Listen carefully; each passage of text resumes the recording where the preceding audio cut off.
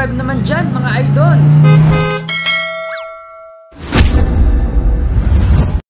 Umpisahan ang araw ng nakangiti, dami ng yakap ng Panginoon at huwag kalilimutan sabihin, salamat Lord! Magandang umaga po sa inyong lahat. Nandito tayo ngayon sa Cozy Place Milk Tea Shop dito sa Lawak, Pangasinan. Magsosurpresa tayo kay Ma'am Brihinica Campos na nagsaselebrate ng kanyang ika-29th birthday. At ang nagpasurpresa sa kanya ay walang iba kundi ang kanyang minamahal na asawa na si Sir R. James Campos. So ayan, ating tumayan kung ano ang magiging reaction niya sa pasurpresa ng kanyang mahal na asawa. At syempre, pasurpresa rin ito ni Ma'am Emily para sa kanyang manugang. So samahan nyo kami at ating siyang surpresahin. Isa lang sasabihin sa inyo.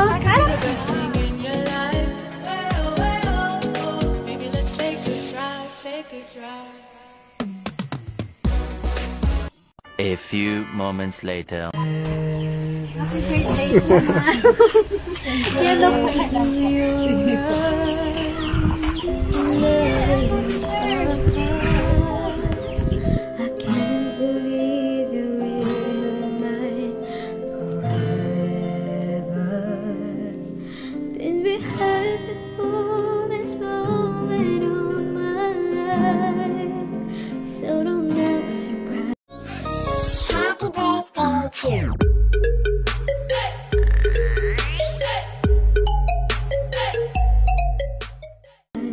the feeling starts to carry me away. On this side, I promise forever. On this side. Happy birthday to you. Happy birthday to you. Happy birthday, happy birthday. Happy birthday to you. Ma'am, make a wish. Pero bago mo mag-wish lang, siguro, kayo muna. Siyempre ako. Salamat sa araw nito na pinagkalog mo naman sa akin ang panibagong taon ng aking buhay. Naway maging matiwasay, malayo kami sa namang kapahamakan, disgrasya, lamang sakit. Itang hihiling ko lang sana ay maging healthy ang bawat miyembro ng aking pamilya. At naway maging totoong bond ko yung sa nasakit.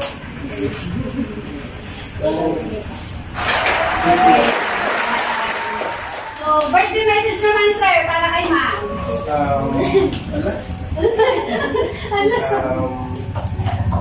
Birthday message ko sa'yo. Hindi mo nang nakasarapan. Mamahalin kita. Ganun. I wish the best, brother. Hindi mo lang yung servisyo mo. At bigyan ka pa ng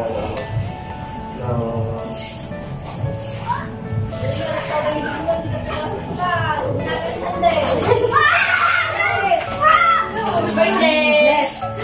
mamahalin kita ng alam kita. Yay! Lagi kitang pagdadrive. Yan lang. Mahal na ba kita mo? Kiss naman ito! Kiss naman! Happy birthday atin. Thank you sa pagmamahal mo sa akin. Binigay ng regalo. Salamat sa hindi dahil sa'yo. Wala sana yung pangulog na si Iggy. Malamal kita ate. Kahit hindi tayo yung sabihin sa tama. Hindi ko pa rin nagkakalit. Ngayon mo lang tuloy yun eh. Rilay, kung may problema, tayo rin ang mga natin. Mabi ate, sana marami pa tayong buhay. Para tayo yun. Agad si ate. Mahal na mahal kita. At sa akin, binibigyan mo kami ng bonus sa araw ng Pasko, ate. Salamat, ate. Yun lang ang masabi ko, ate.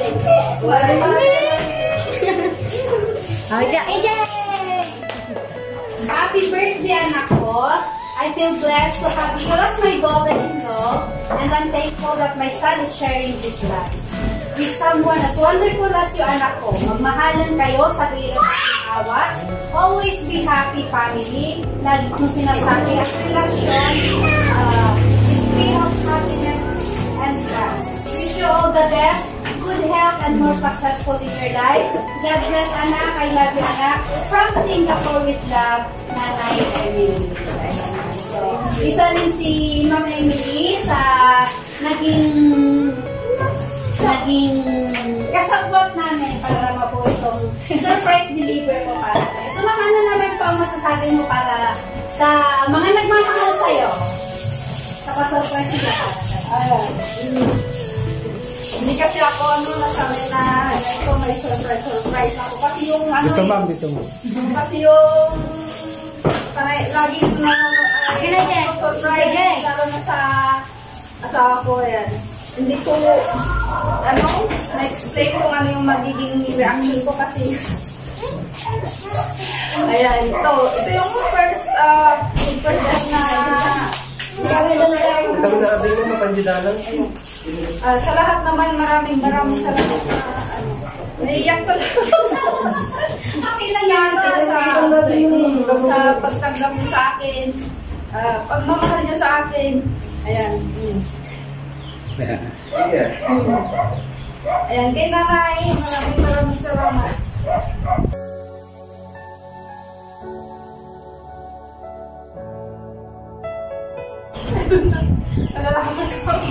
So, thank you po, ma'am. And in behalf of Miss Maylene Palabay po, we wish you all the best. At syempre po, maraming salamat din po sa tiwala sa surprise mo deliver ko. Dahil kayo po yung naging way para maging partner po tayo dito sa business na to. Maraming salamat po sa pagtitiwala. At sana po, enjoy nyo itong araw na to, lalo-lalo na itong kulit na to. Ayan, so, wala pa bang kasunod mo? Para meron Sundan na si Ide. So, wish ko po yun ay isa siyempre sa